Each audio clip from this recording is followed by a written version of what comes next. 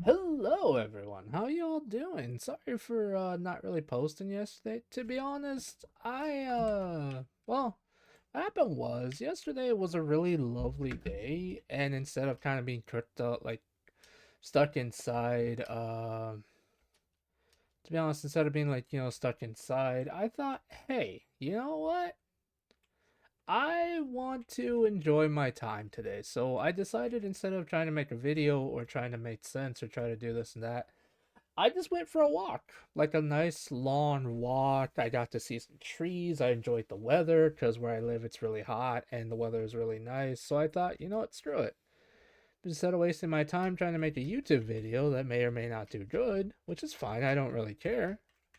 This is more of a hobby than anything. I thought, you know what, screw it. I'm gonna go for a nice walk. So yeah, that's why I didn't stream either. So yes, yes, yes. Anyway, enough about that nonsense. I hope you guys are doing good.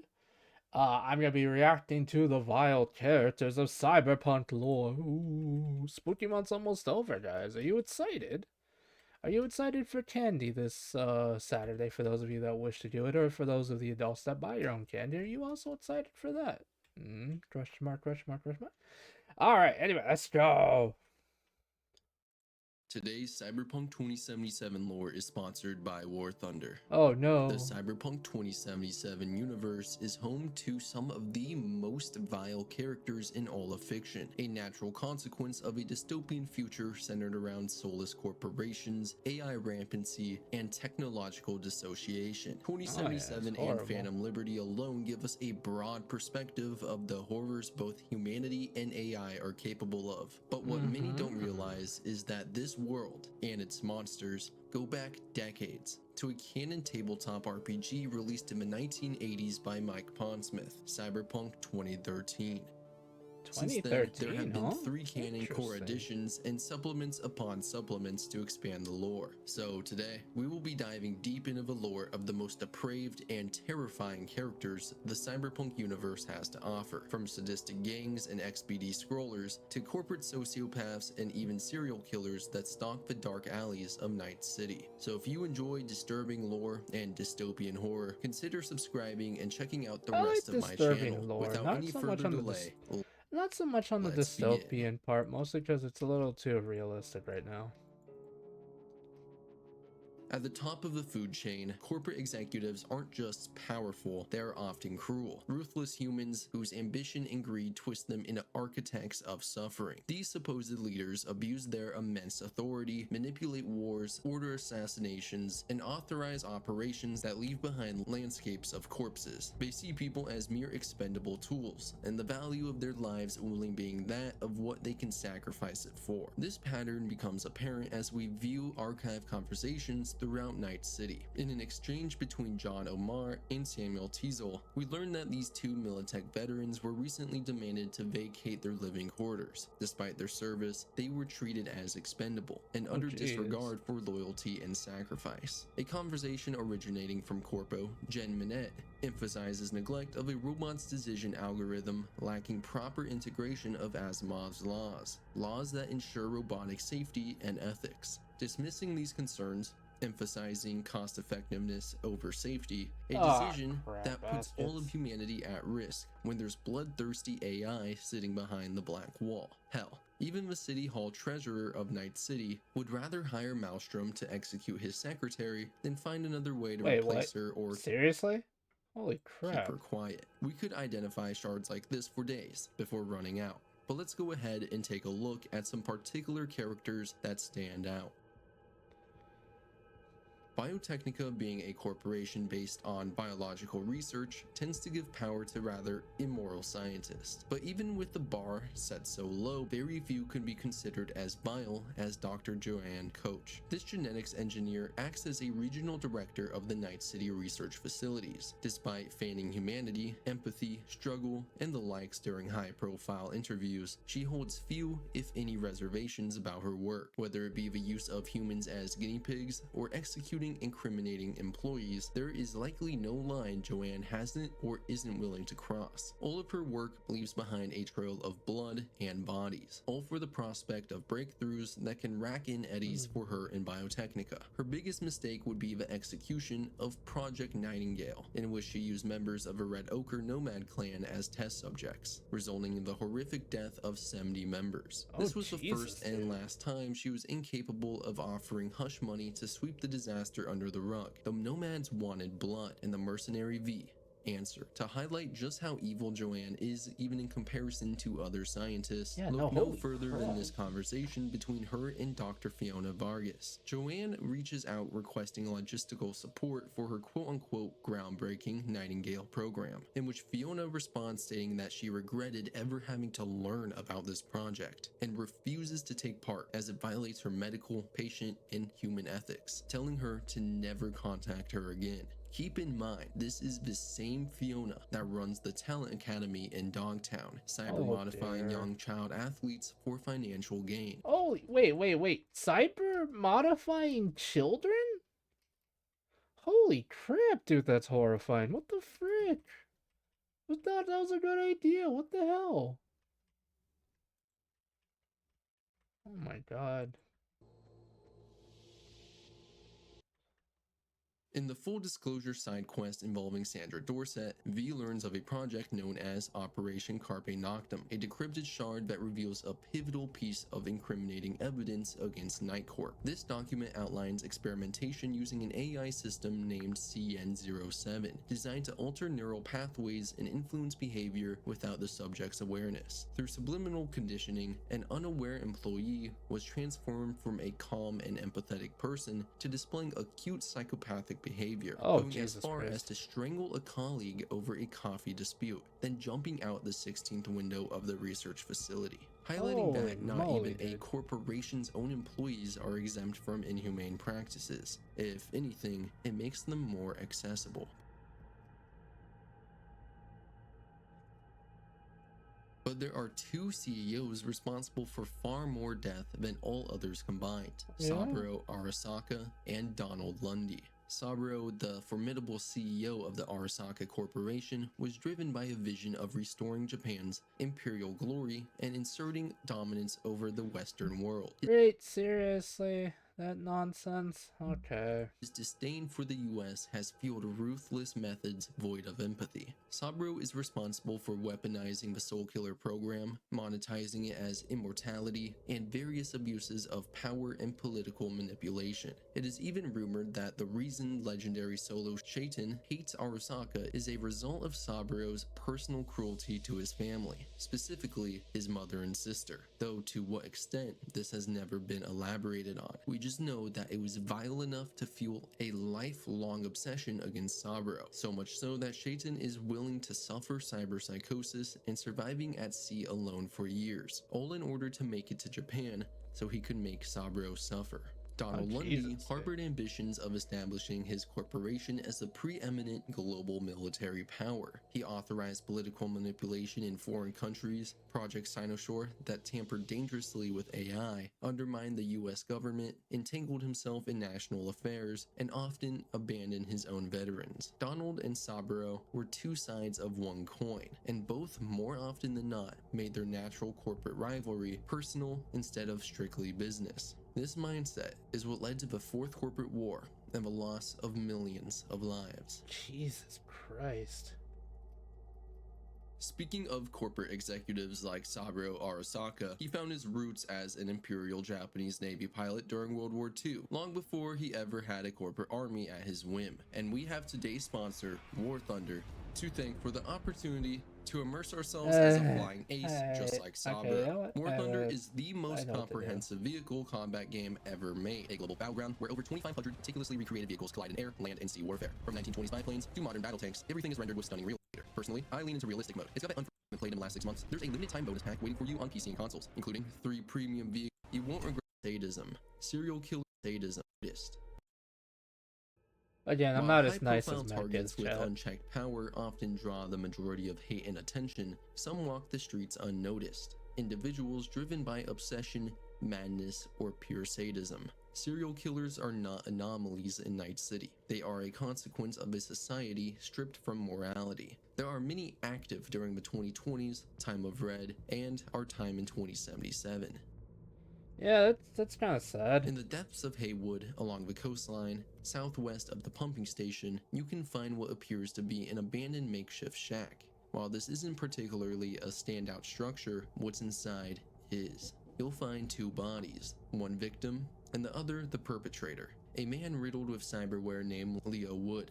On him, you'll find a shard that details his struggle and demise. Leo is a veteran of Militech Armed Forces, and just like we spoke about earlier, was likely abandoned and tossed back into civilian life with no aid or transition period by the corporation. He was abandoned and with no counseling, still believed he was at war, a very real struggle amongst many veterans across history and fiction. He had contacted his former Militech captain, stating that he was behind enemy lines and that Operation Terror was active, the objective being to foment civilian unrest and discourage support of insurgents. But all of this was being done to his own country's civilians, with Leo being none the wiser. He scrolled brain dances of torture tactics used across 5 civilians he had abducted, saving the files and spreading them across Night City, in hopes of others uncovering them. The captain attempted to talk Leo down to no avail, and so he decided he had to play along with Leo's delusion in a lethal manner. He reported to Leo that an enemy unit was approaching his position, and under no circumstances could he be captured alive. Leo, in his undying loyalty, followed his new orders, ending his own life. A tragic and gruesome story, one that largely resembles the events of episode 10 of Ghost in the Shell Standalone Complex, a story arc in which a former soldier transitions into a serial killer, using the same terror tactics he had once used in the jungles of South America, but on civilians instead.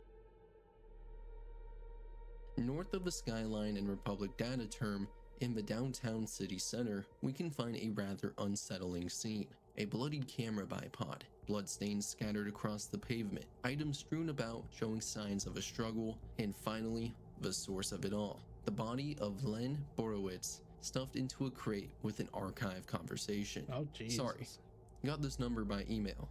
Apparently you have information about the serial killer I've been writing about. Correct. First-hand information. Do you know him? I do. Very well, in fact. Since birth, you could even say. I read your articles. Wait, I want to help. Let's meet downtown. I'll send you the exact coordinates. That's... Thanks. Oh, You're not only God, helping me, but going. all of NC. Oh, believe me, the pleasure is all mine. You may say it's 2020 hindsight, but how Lean didn't pick up on the various red flags riddling this conversation makes me question her credentials as an investigative journalist. Right. Let's just hope not everyone falls for this method. That's kind The of... Baba Yaga is a prominent figure in Slavic mythology, often depicted as a fearsome Wait, are we old talking woman who dwells... Are we talking about the Baba Yaga as in the creature mythology or freaking John Wick? Because apparently that is what he's also called. I know, but still it's funny to me. deep in the forest. While she can often have an ambiguous role, she has also been depicted as a cannibalistic witch who kidnaps and eats children, and it seems to be that Night City has its very own, well, had.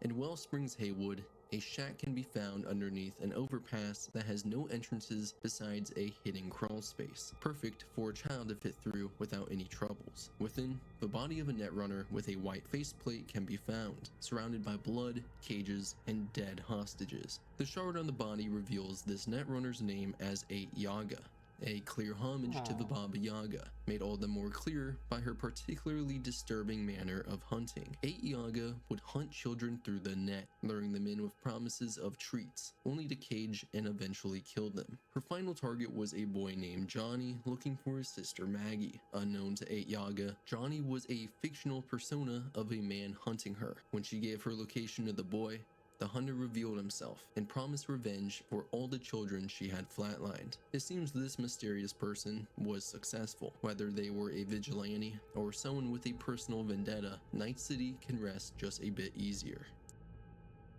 Oh, that's actually kind In of Cyberpunk interesting. 2077, we typically expect danger in the form of guns and cyberware, but there's a side job that dives deeper, beyond meaningless violence, beyond Chrome, into something much more disturbing, aptly titled The Hunt. Shortly after Oh, their work Jesus, for what is Elizabeth this? Perales, the word of V's legendary detective work begins to spread, up until it reaches the ear of a man named River Ward, who goes on to contact V with a new gig, one with a trail of blood following a man named Anthony Harris, aptly named the Peter Pan serial killer, for his The pattern what?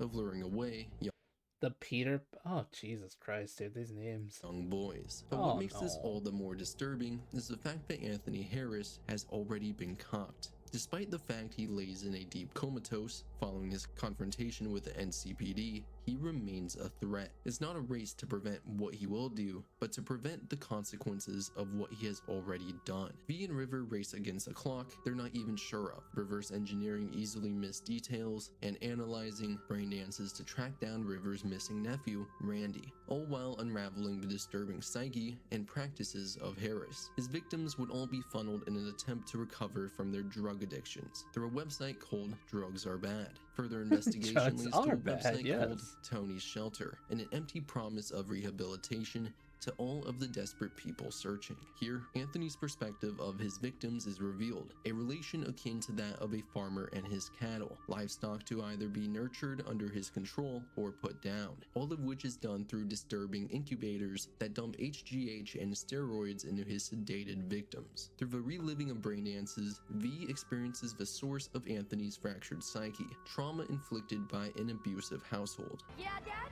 You forget something? I asked you a question! I don't know.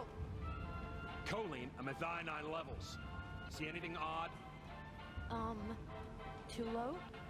You were supposed to check before school. What are you gonna say for yourself?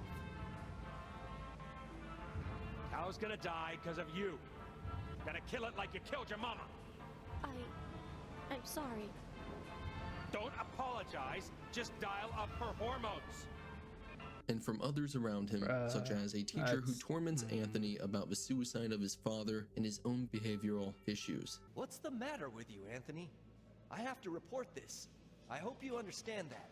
This isn't normal behavior. Anthony, you killed Liam's turtle. He was sick. He wouldn't eat, stayed in his shell. I just wanted to help him. By injecting him with HGH? What were you What is thinking? HGH? Is this something your father taught you? Fuck you. Oh. What did you just say? Okay, I've had enough. Principal's gonna hear about this. Your foster parents, too. I see. Like father, like son.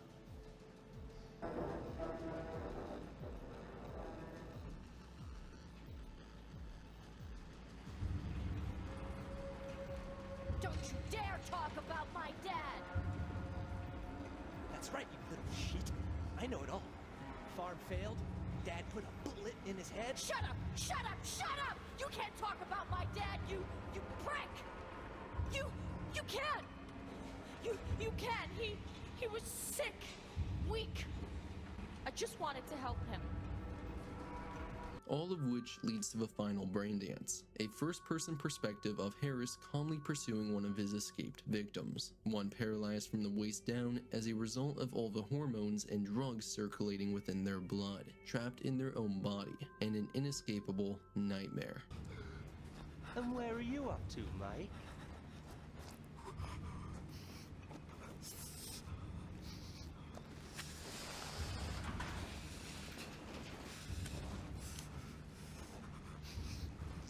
Come here, you rascal. You'll hurt yourself.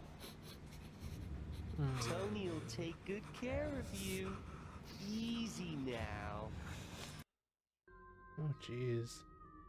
One of the first serial killers introduced to players during the 2020s was a man named Joshua Brightman, also known as the Night City Stalker, a name that would be difficult to merit in such a violent location. He's a man armed to the teeth and then some more, and had committed numerous murders weekly. Before his initial visit to prison, he was a tech freak, following the development of cyberware with a calculating intensity, going all out on cyberware purchases such as body plating, cyber limbs, and nearly every legal and illegal piece of cyber tech you could think of. But the most disturbing fact about Brightman, is he wouldn't want you blaming his cold, malicious intent on cyber psychosis. He takes pride in the fact he was a psycho long before cyberware was made available to him, and he naturally has the behavior of a calculated, Hannibal-like killer. He's naturally stealthy, and delights in scaring his victims before he kills them.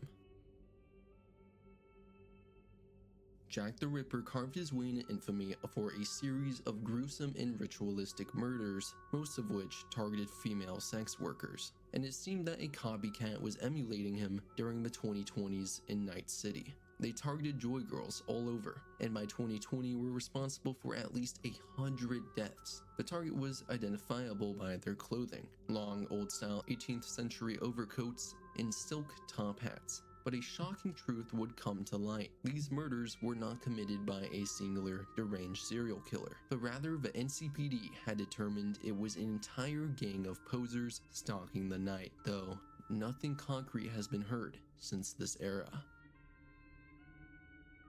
Maelstrom is one of, if not the worst gang operating in Night City. They have an obsession with cyber technologies and the net, leading its members to frequently undergo extensive illegal body modification, more often than not leading to cyber psychosis. They feared their own flesh and lack any basic moral foundation, meaning their members are often behind some of the most depraved acts known to humankind. In the northern part of Northside Watson, in the factory districts of Night City, you can come across a location with a barely illegal neon sign that gives us a look into the horrifying nature of Maelstrom. The scene is already gruesome without context, but the shard found on a dead corpo is guaranteed to make you sick. This conversation details an exchange of services with a corpo that came to the gangsters with a request. He wanted a girl, young, new, fresh, so he was provided one. A freshly kidnapped girl from the street. But disturbingly, this girl was his own daughter that had run away weeks prior, and when everything was said and done and he saw her, the shock killed him. A heart attack in that very instant. Jesus, the Maelstromers obviously didn't care. They found it amusing. Went to gossip about it right after tearing out his biomonitor to ensure trauma team wouldn't get the ping and respond. No reflection, no remorse, just business as usual. But it seems with the condition of the crime scene, that trauma team did indeed show up and deal out some much needed justice to Maelstrom. But not every monster in Night City hides behind chrome or lurks in the shadows. Some walk openly through Japantown, untouchable and unchecked. Such is the case for Jotaro Shobo, a lowlife with high connections and a kill count that makes him more than just any other Tiger Claw. At first glance, Jotaro is a pimp, but dig beneath the surface and you'll find something far more vile. He doesn't just run Braindance Studios, he manufactures snuff BDs, real deaths, real victims, and the girls he uses, many of them are kidnapped, addicts, and forcibly implanted with neural wear that traps them in living hell. He views people as disposable content for profit. He doesn't blink when they scream, doesn't flinch when they beg. To him, every ounce of suffering is just another data point on the editing timeline. This lack of empathy earned him the title Devil of Kabuki. In the side job, Woman of La Mancha, V is hired by Fixer Padre to eliminate Jotaro, a gig that comes with purpose. Even in a city where death is cheap and violence sells, Jotaro stands out because he doesn't kill for territory or power. He kills for fun, for the camera, and for views. Jesus and that makes Christ. him one of the most viscerally evil men V ever puts in the ground.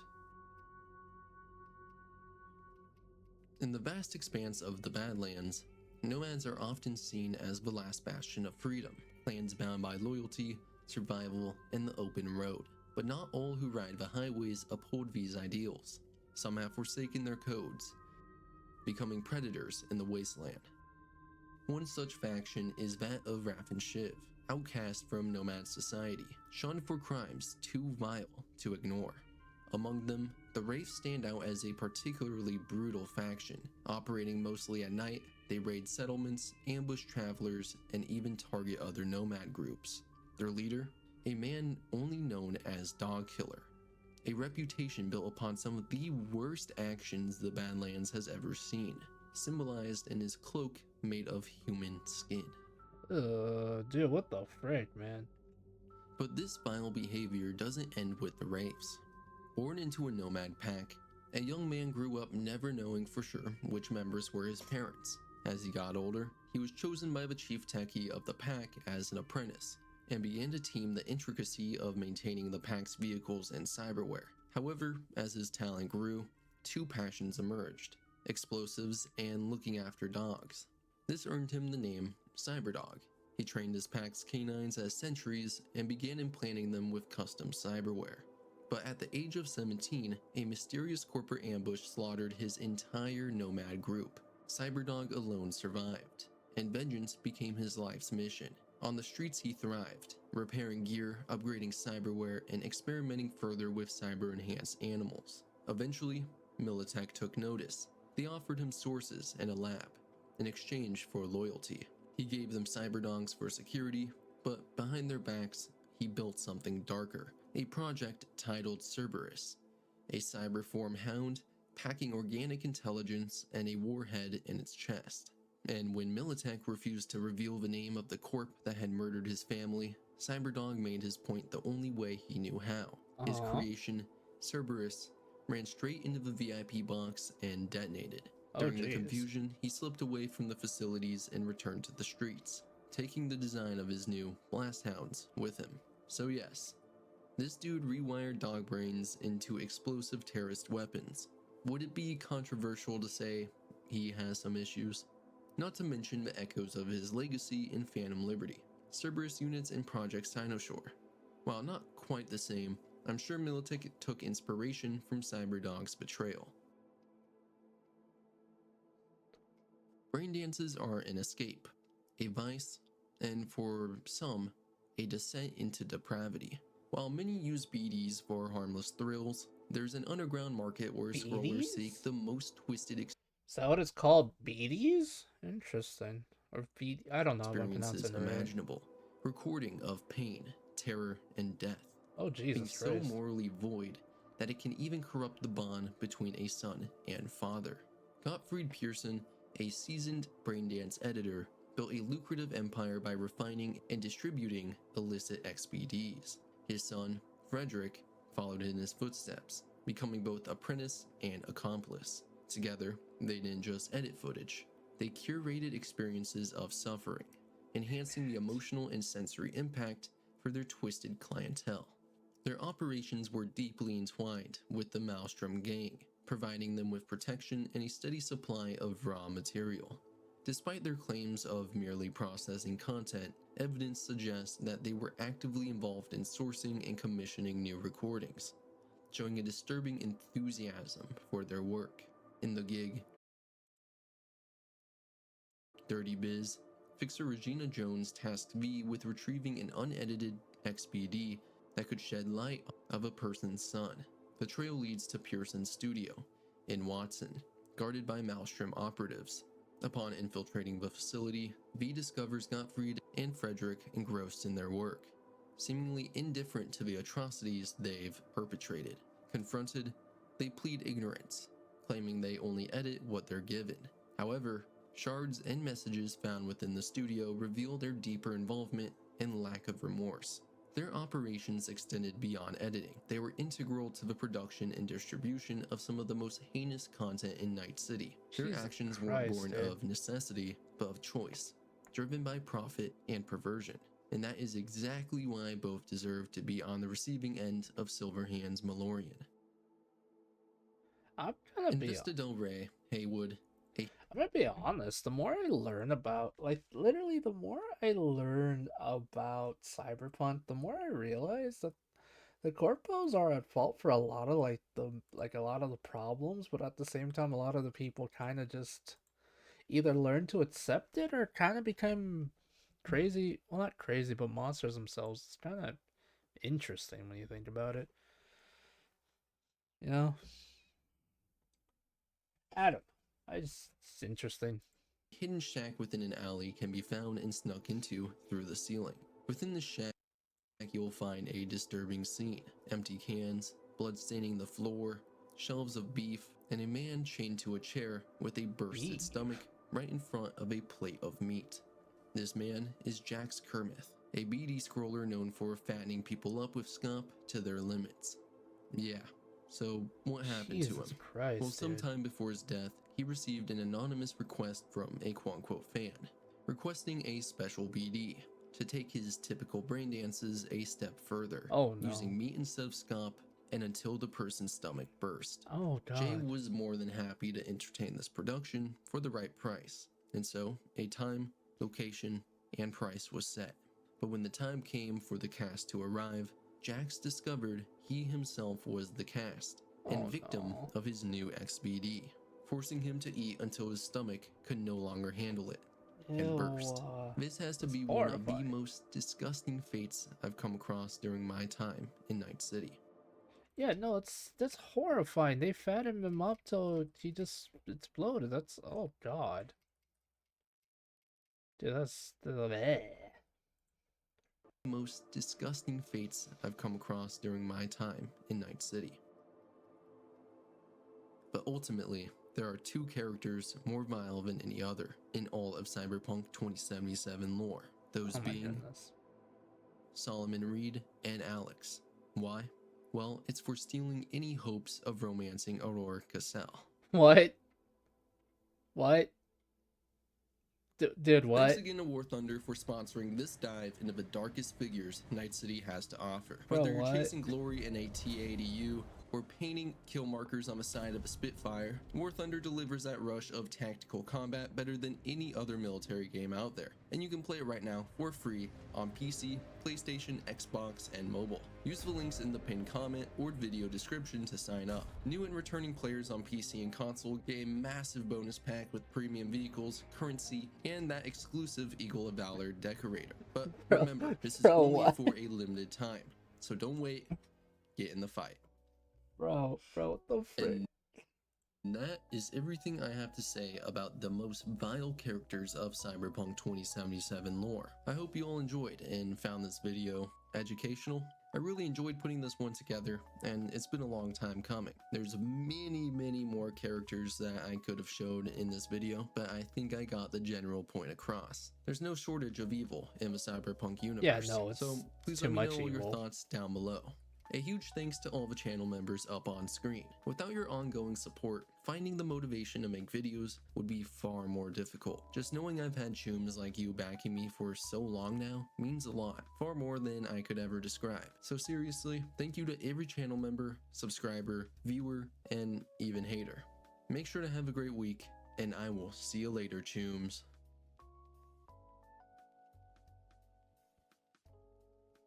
It just, oh dear, not gonna lie. I think that's funny. Alright guys, we like to try not to do it.